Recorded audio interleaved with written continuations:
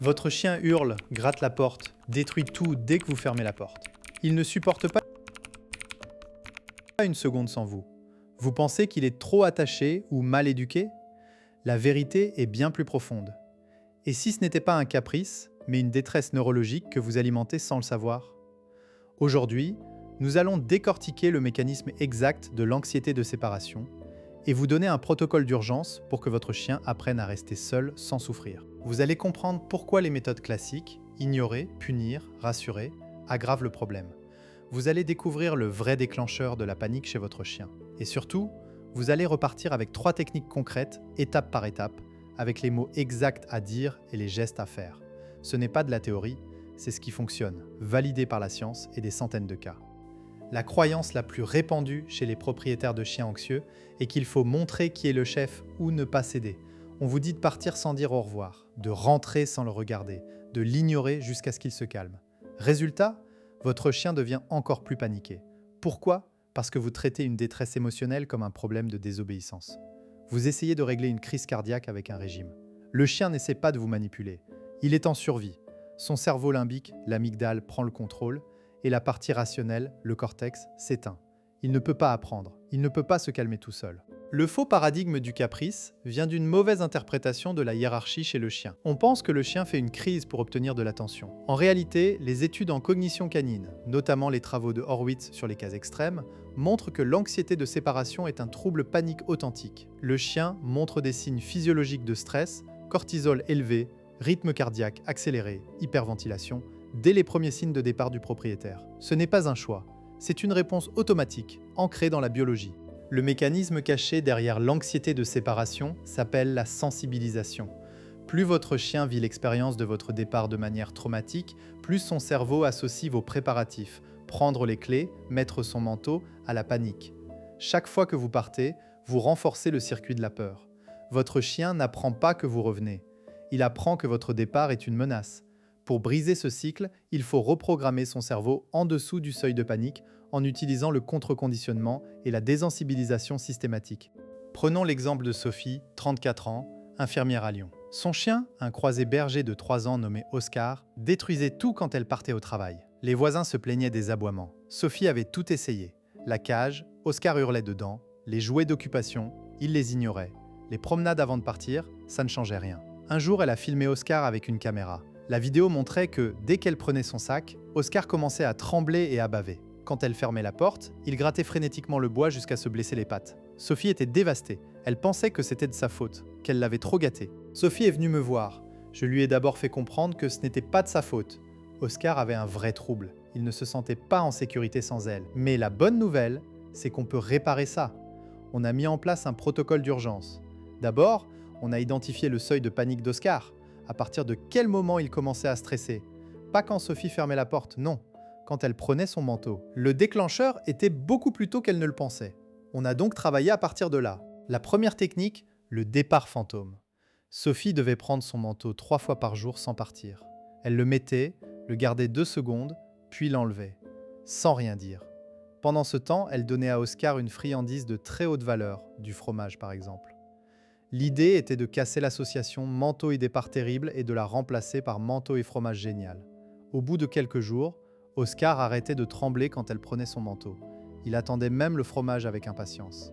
La deuxième technique, la désensibilisation au départ. Sophie devait simuler des départs de plus en plus longs, mais toujours sous le seuil de panique. Elle commençait par ouvrir la porte, la refermer et revenir. Puis, elle ouvrait la porte, sortait 1 seconde et rentrait. Puis 5 secondes, 10, 30. Toujours en récompensant le calme. Le but n'était pas de partir longtemps, mais de montrer au cerveau d'Oscar que le départ n'était pas dangereux. Chaque retour était une victoire. La troisième technique, la carte de sécurité. Sophie a appris à Oscar ce que j'appelle le signal de retour. Avant de partir, elle laissait un objet texturé, un tapis spécifique avec une odeur rassurante. Elle y frottait une serviette qui sentait elle. Elle disait « Je reviens » d'une voix calme. Pas de câlin, pas d'adieu. Ce mot est devenu un prédicteur de retour. Quand Oscar entendait « Je reviens », il savait qu'elle allait revenir. Ce n'était pas magique, c'était du conditionnement pur. En 3 semaines, Oscar pouvait rester seul 1 heure sans problème. Sophie a continué progressivement jusqu'à ses 8 heures de travail. Aujourd'hui, Oscar se couche sur son tapis quand elle part. il ne détruit plus rien. Sophie m'a dit « Je n'aurais jamais cru que c'était possible. Je pensais que j'étais condamnée à vivre avec un chien qui souffre. » Maintenant, comment décoder si votre chien souffre d'anxiété de séparation ou juste d'ennui? Les signes sont spécifiques, les dégâts se concentrent près des portes et fenêtres, il tente de sortir, les vocalisations, aboiements, hurlements, sont constantes et non intermittentes. Votre chien refuse de manger quand vous n'êtes pas là, même des friandises. Si votre chien détruit vos chaussures mais que son bol est vide, c'est plus probablement de l'ennui.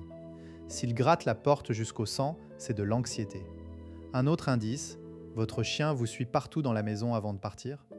Il est en hyperattachement. Les conséquences de l'anxiété de séparation non traitée sont graves. D'abord, le bien-être du chien. Il vit un stress chronique qui peut mener à des maladies, problèmes digestifs, immunitaires. Ensuite, votre relation, vous devenez une source de peur, vous partez danger. Enfin, votre vie sociale, vous ne pouvez plus sortir, vous culpabilisez. Les cas extrêmes, documentés par Horwitz, peuvent amener à des abandons ou à l'euthanasie comportementale. Mais avec le bon protocole, la guérison est possible. Technique 1, le contre-conditionnement systématique. Prenez le premier signe de départ. Mettre les chaussures. Faites-le 3 fois par jour, strictement sans partir. À chaque fois, donnez une friandise irrésistible. Le mot exact à associer. Reste ou je reviens, choisissez et tenez-vous-y. Ne partez jamais après avoir fait ce signal. Pendant une semaine, vous ne faites que ça. Le cerveau du chien doit apprendre que le signal égale récompense et non que le signal égale départ. Exemple avec votre chien. Vous mettez vos chaussures, vous lui donnez un morceau de poulet, vous les enlevez, 3 fois par jour. Au bout d'une semaine, le chien se mettra à saliver en voyant vos chaussures. Le déclic est là. Technique 2. La désensibilisation aux absences. Utilisez un chronomètre. Commencez par une absence de 1 seconde, ouvrez la porte, sortez, rentrez immédiatement. Puis 3 secondes, 5, 10, 20, 30, 45, 60 secondes. Ne passez à l'étape suivante que si le chien reste calme. S'il montre un signe de stress, allaitement, gémissement, revenez à l'étape précédente. L'important n'est pas la durée, mais le nombre de répétitions réussies. Faites au moins 20 répétitions par séance. Le moment clé, rentrez sans dire un mot. Ne regardez pas le chien, ignorez-le 30 secondes, puis récompensez le calme avec une caresse ou une friandise. Ne jamais le rassurer s'il est en panique, vous renforceriez la panique. Technique 3, la mise en place d'un espace de sécurité. Créez un endroit où le chien se sent bien en votre absence, utilisez une cage ou un tapis, jamais un endroit où il se retient de détruire. Laissez-y un vêtement qui sent vous, portez une journée. Associez cet espace à du positif. Donnez des friandises quand le chien y entre naturellement, fermez la porte 1 seconde, puis rouvrez. C'est sa chambre. Quand vous partez, dirigez-le vers cet espace avec un signal au panier, donnez un Kong congelé qui dure plus longtemps, genre 20 minutes, et partez. Le Kong doit être une ressource exclusive, il ne l'a que quand vous partez. Ainsi, votre départ devient un prédicteur de plaisir. Je vous entends d'ici ? Oui, mais mon chien panique même si je vais aux toilettes ou j'ai essayé les départs progressifs, ça ne marche pas. Si la panique est immédiate, même pour aller aux toilettes, c'est que le seuil est très bas. Il faut alors commencer par des micro-départs. Vous déplacez d'1 mètre, dos tourné, pendant 5 secondes. Utilisez un paravent ou une porte intérieure. Le problème des départs progressifs qui ne marchent pas est souvent qu'on va trop vite.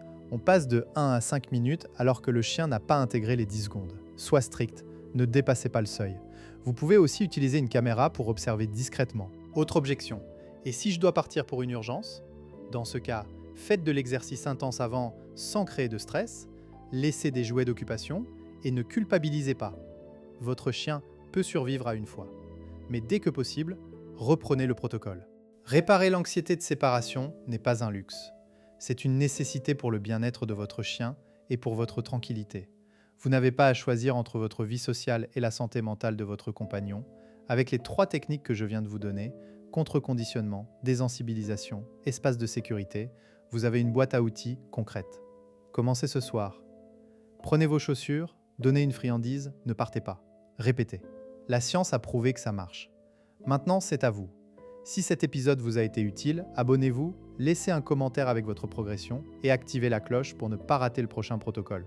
Ensemble, faisons de chaque chien un chien épanoui.